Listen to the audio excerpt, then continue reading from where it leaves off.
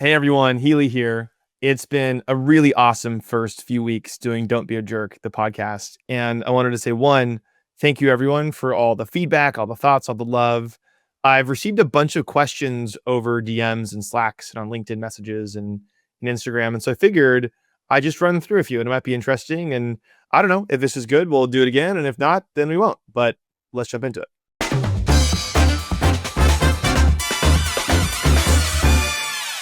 So a question I got often was, Healy, why are you doing this podcast? And the truth is, I don't really know. I know it's kind of funny to say out loud because I'm putting a lot of work into it and I really care about it. I think foundationally, this is something that I wish were there when I were younger in my career. There were so many times when I wanted to have fun or do the right thing or just be a little more generous. And I felt like I was climbing up a hill and that everyone around me was saying, hey, this is a losing strategy. And it turns out that wasn't right. And I wish I'd had the confidence and data to back up that I should have kept to my guns and kept doing it. So look, I mean, I don't know if there's any direct business benefits from this, but if at the very least there's a few people on the planet that hear some good messages here and it makes them better and it becomes a domino effect of positivity, that's awesome. And honestly, if it even just affects one person and they feel better about life or do the right thing in a time when they were maybe on the fence, then that's a win. Another question. Everyone's heard the quote, nice guys finish last. How do you actually not finish last if you're trying to be a good person? It's a really good question. It's a really dangerous fine line. I think you have to be constantly aware of. My experience is there's 3 rules of how you can be a good person, but not effectively break your own back trying to do it. The first rule is no self-sacrifice. So that means everyone's been on the plane. You've seen the thing where it's like, put your gas mask, your oxygen mask on first, then give it to your kid. Take care of yourself first. If you are doing something that is actively hurting yourself to benefit someone else, don't do it unless it's dire. Second rule is if it generally is something you can do that's giving and less than 5 minutes, do it. It's fast, it's easy, it's awesome. If it's over 5 minutes, put it in a list and be thoughtful about it. If it's fast, do it. If it's slow, consider it. And the third rule is it's called chunking versus sprinkling. So if you're going to do a bunch of stuff that effectively is totally selfless and just to help other people, set aside a time on your calendar, 30 minutes, and do a bunch of them. If you can do 15, 20 nice things, it's really helpful. You've helped other people, and then you can go to your task. You can lead to burnout if you sprinkle it in and you're randomly doing little things all the time. It can become really hard. So it's no self-sacrifice. If it takes less than 5 minutes to do a nice thing, do it immediately. And then also chunk versus sprinkle. So here's another question that I got, which I think is a really tough one, especially as you kind of have a maturing company. How do you address team performance issues, especially when it's a rapid drop off, like in a way that doesn't make sense to you, and you don't want to compromise the relationship with that employee or that partner or whatever it is, but you need to take care of it. My general rule is you start from a place of assuming positive intent and from a human place of empathy. So, and by the way, there's a way to do this where you start off saying what you're going to do. Hey, I wanted to talk to you. It might be kind of a hard conversation about some recent drops in performance I've seen. And I want to start off with just asking the question, how are you doing? Are you okay? It seems abnormal. And I just want to make sure you as a human are doing okay. It's a really, really easy way to set expectations, make sure that you are making it very clear to them you care about them, which is true. And then once you've done that and you kind of understand it, then the obligation you have is to provide them tremendous clarity. Just so you know, if this doesn't change by this date, we're going to have some harder conversations about what it looks like either to narrow your scope or transition you out or have you do something else. But starting from the human angle is critical. And most importantly, when you see a performance drop off, always assume positive intent. I found the number one reason people come across as jerks is when they don't assume positive intent and they assume someone else is intentionally doing something wrong. Okay, another question. Healy, if you had to narrow it down to 2 things that I could start doing tomorrow to become a better person, what would they be? The 2 things would be, 1, start a daily gratitude exercise. You can make it a Slack reminder where it just asks you the same question every time. What are you grateful for right here, right now? This practice has been proven to take lifelong pessimists and turn them into lifelong optimists in as little as 2 months. The second thing, and this sounds really simple, but it's super effective, smile. That's it. Make sure to smile. When you meet someone, smile. Let them know you're happy to see them. When you say goodbye, smile. Just start there. Gratitude exercise and smile. Healy, how do you recognize when your brain has been hijacked by fear or stress? This is a really important one. So there's a couple telltale things you'll experience. Sweaty palms is one of them. Rapid breath rate is one of them. Oftentimes you can feel it. You ever hear that thing like you're kind of going red, your eyes, you can feel yourself getting flustered? What this means is you are now outside of emotional neutral. And if you remember the episode with Faith, it means that Big Amy has now taken over and you're in fight, flight, or freeze. Two things you should do. One, recognize to yourself this is the case, that remove some of the energy from it. Second thing, it's very simple, just breathe. The ideal is you breathe through your nose for 4 seconds. Hold it for 4 seconds. Breathe out for 4 seconds. If you can do that, you'll calm yourself down. Don't be afraid at any time, especially if it's like a high stakes environment, to say, hey, you know what? I need just 2 seconds to collect my thoughts. I'm going to step out of the room, go on mute. I'll be right back. Take that second for yourself. I would much rather have someone know that I needed to collect myself than experience whatever it was that was going to happen if I stayed in that kind of frenzy. Healy, how do you give hard feedback to someone without pushing them into a fight, flight, or freeze? This is something I think that's really important. This is something called the CUBE method that Newberg Gore came up with. CUBE stands for 1, give them context. Let them know, hey, here's what we're going to talk about. If you want to get someone into a really bad mental state, surprise them. If you don't, let them know. Once you've outlined the context, the U stands for understand their world. By the way, this is like one of the most critical things of anyone on the planet, any leader. Understand what that person is seeing through. They all see through their own 2 eyes. How are they experiencing this? B, brainstorm options. So what are the possible ways you can leave or solve this issue? And then E is end with clear expectations. So make sure that at the ending you say, okay, we're both agreeing on these things, and here's what it looks like moving forward. I would also mention one thing, and this is just like something I think everyone should do.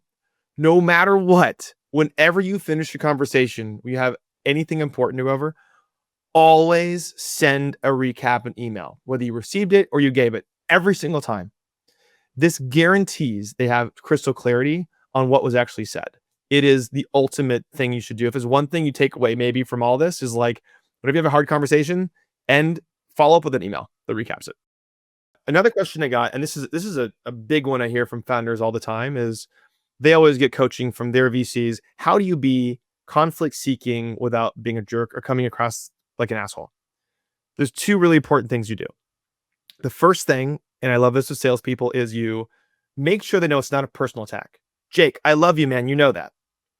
But we have an issue we've got to solve together. Here's the issue. That way they're not offended and they know you're trying to solve it. You're still on their side. The second is, if you remember from the negotiations episode, root it in their world. Jake, our goal is to do these things together, right? I know you want to do that. You know I want to do that. You know I want you to do that. If we don't do this thing by this time period, there's a chance we're not going to be able to do that goal. Let's work on it together. Both these ways, removing personal attack, making sure it's very clear, and then secondly, making sure you're rooted in a goal they really care about, will get them on the same problem-solving side as you versus feeling like, whoa, why is he trying to fight? So you can be conflict-seeking. You have to be conflict-seeking, but you do not have to be incendiary. What's a big mistake that early leaders often make that they can easily reverse that starts to undermine their credibility? I found that a lot of folks who are trying to be good people will often bury the lead and kind of wait till the ending to tell them the conclusion, hoping that it makes it better somehow. Perhaps counterintuitively, the most critical thing to do when delivering hard or bad news is out of the gates, say the thing, full stop. Here's the issue. Don't dance around it. I call it BLUF, bottom line up front, or TLDR if you're a Reddit fan. Tell them the conclusion. Then you can get into whatever it is you need to get to. Here's the bad news. Here's what I thought was going to happen. Here's what I viewed. I take responsibility. Here's the plan. Or here's the bad news. Now here's what I want to do. But just start with it up front. So many times I've found people who are dancing around the like hard conversation wait till the ending. And then the most critical thing, the thing that they wanted more than anything to be solved, is rushed at the very ending. And there's ways you can also get ahead of this. Say, hey, I want to have a kind of a hard conversation. I hope you don't mind. Or hey, would it be okay if we had a hard conversation? Everyone's going to say, yeah, of course. What is it? Bang, bad news. And that's also a really nice trick. You can say, hey, you get their permission that you're going to have a hard thing, and you do it, but they've bought in. They said, yeah, let's do it. I want to solve this with you. So in one of my podcasts, I mentioned that one of the most critical things when kind of meeting someone is not being the kind of silent stare and having something to say. The easiest way to have something to say is ask questions. So, and I said, I think on this one podcast, look, there's like 15 default questions you should always have.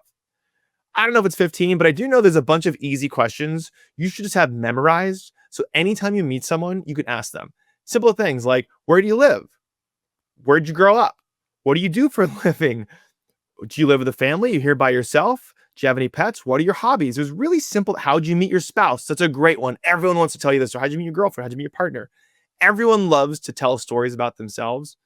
Make sure you come and you've got a bunch of default questions, 5 or 7, easy ones about them, and then actually want to listen to it. And if you ask those questions of curiosity, everyone will like you significantly more. Hey, Healy, recently I found out that I came across as a bit of a jerk to my team, and I feel really horrible about it. What do I do? You do with your team the same thing that every good parent is trained to do with their kids. You do a debrief. A debrief is a critical follow-up to any time you're a jerk. You go to that person, you get in their level, and you just clarify, hey, I did this thing. It was not my intention to do this thing. The way that I handled it wasn't my best work. I didn't mean it, et cetera, et cetera, et cetera. Dad yelled. I shouldn't have yelled. Just know there was something important that we needed to talk about, but the way that I handled it was not my best self. The debrief is the best, most effective way to recover from any scenario if you were a jerk. If you don't do a debrief, they're going to tell themselves a bunch of stories, and it's going to be even worse than you thought. Always do a debrief if you've been a jerk, accidentally or not. And ideally, you do the debrief as soon as you are at a state of emotional neutral. So the moment you figure it out and you're good again, you go back and say, hey, I just wanted to have a quick conversation about this and recognize I didn't act the way that I wanted, and et cetera, et cetera. Debrief as soon as you possibly can. But any debrief is better than none. So if it takes you 5 years to apologize to mom for that thing you did in high school, it's still important to debrief. Don't not do it because it's been too long. Okay, this is a hard question. How do you fire someone and not be a jerk? Most critical thing, don't surprise them. That's it. There's this very big difference between expectations and agreements. An expectation is toxic. It is something you tacitly assume they understand, but you have not articulated it. An agreement is something you said, here is what success looks like. Here are my expectations. Do you agree to them? If you clearly have agreements up front, then it's very easy to say, hey, we agreed on these things. It didn't work. Hey, we agreed on these things. It's still not working. Hey, we've got 30 days to figure this out. Otherwise, we both know how this is going to go. That's a nice thing to do, as it turns out. No one's surprised. You have crystal clarity. If you just expect things or upset, don't say it. Expect things or upset, don't say it. And then say you're fired out of nowhere. That is being a jerk. Difference between expectations and agreements. Always focus on agreements in any relationship. Okay, this is kind of a weird question, but I kind of love it because it's so simple. Is Healy, how do you get people to like you? It's a great question. I'm assuming this is the proverbial you. Few things you can do. One, I mentioned this before, smile. Full stop. People like it when you smile at them. People who smile tend to manage, teach, and sell more effectively. 2, remember people's names. There's no other name on the planet people like to hear more than their own. So use psychology tricks on yourself. Say it over and over again the first time you meet them. Jake, it was so great to meet you. Jake, where do you live? Jake, do you have dogs? Jake, do you have any kids? Say it over and over again. And when you do that repetition, generally speaking, if you do it for a few times, you have a much higher chance of remembering your name. Also, really focus on it. How many times have you said, hey, what's your name? And all you care about is saying that, hey, my name's Healy. And you don't even hear that it's Jake. So really listen to hear their name. The third thing is Be a good listener and encourage other people to talk about themselves. You'll have people that get jobs by just asking questions. They don't even interview. And the person coming out of the interview goes, man, they were so smart. That was one of the best conversations I've had in a long time. Why? Because they got to talk about themselves. So listen really well, intently, ask really, really good questions. And then finally, and this is maybe my favorite, every single person on the planet desperately wants to feel important. So make people feel important and do it sincerely. Give them compliments. Give little courtesies like, hey, I'm so sorry to trouble you, or thank you, or would you mind? Just show respect. And also, there's a bunch of benefits to that. And also, this is one of my favorite mantras. Remember that every single person you meet is superior to you in some way. So show them you find them important and make it your job when you meet them to figure out what it is where they are so great. How do you rebuild trust once you've lost it with your team? It's a hard one. Name it. Hey, I have some baggage that we have trust issues right now, and I take responsibility for that. Second thing is solve it immediately. One of the biggest reasons people lose trust is they feel like you didn't tell them the truth. So say, what I want to do is fully come clean and let you know exactly what's going on so we can all try to solve it together. If you don't name that it happened, they won't trust you even more. And if you don't then tell them the truth or the amount of truth they need to actually feel trust again, they're definitely not going to trust you. That's a tricky one. Part of this is the debrief I kind of talked about, like debrief when things happen. What's one habit leaders think makes them look strong that actually makes them look weak? Only talking about the good stuff. Often leaders just want to beat their chest and talk about why things are great and how it's all good. It is okay. Actually, it is important to talk about vulnerabilities. It's how you establish human connection. It's how you establish trust. It actually leads, generally speaking, to the best conversations. What this doesn't mean, and this is really, really important, establishing a vulnerability does not mean dumping your dirty laundry on someone's front door and saying, here's all these problems that don't have solutions. That's not what I'm talking about. But it is okay to say, you know what? Things were hard for a while and I got through it, but it really put my identity in question. It really put me on my back foot and I had to get through it. Or, hey, you know what? A lot of things are great, but something I don't tell most people is I'm having a hard time. We're having fertility issues at home. Don't only show this perfect veneer. Being human is actually a critical way to connect with others and to establish trust. This is a tricky question. I'm going to do my best to answer it. Is there a way to motivate with fear that actually works, or does it always backfire? Humans have this interesting psychological component to them where they are really afraid of missing out. Like the FOMO thing is really, really real. And so someone is much more likely to take action if they think they will not be, if it'll be taken away from them versus being provided to them. So I found the most effective way to phrase this is very, very simple. Hey, whatever their goal is, let them know that if something doesn't happen by a certain time, the goal that they want is probably at risk. That's as far as I would go. I don't like fear tactics, but I think very clearly saying this thing that you want is at risk of going away unless this happens by this time is the most effective way of tapping into that fear of losing out, fear of missing out mentality. This is a good question. It's if someone's being a jerk to you, how do you handle it? A board member, an investor, a customer, what do you do? There's a few things. The first thing you can do, and this is from the coaches, is you can do what's called negative strip lining, which is whatever emotion they are showing, you take it a little further. So if they're upset about something, you get more upset about that thing on their behalf. Healy, I'm so upset. You haven't signed this contract and my team's working over hard and it's not cool. You go, yeah, we're jerks. Honestly, if I were you, I would reconsider the relationship. I'm not sure I'd want to even work with us. They'll pull themselves back in. The second thing is don't let yourself get out of emotional neutral. So if you have to get out of there for a second, just get out of there for a second. Say, hey, you know what? Give me I'm just going to collect myself for 5 seconds and I'll come back. Trust me on this. Take the 5 breather, breathe, cool it down. And the third is, I've done this in the past, is keep a long-term mindset. Realize that whatever you really want to say in that moment, it might actually hurt the long-term goal you're getting to. And so a personal rule I have is if I want to say something to someone else in a moment like that, and the real reason I'm saying it is just to make myself feel good, don't say it. Just don't say it. You're not going to win. It's going to be bad. Hey crew, thanks so much. Hopefully this was interesting. Please keep sending me questions. If you have a question you've been wanting to ask me, pop me a DM, text me, Slack me, you know where to get me. But hopefully this is a lot of fun, and thanks for the time.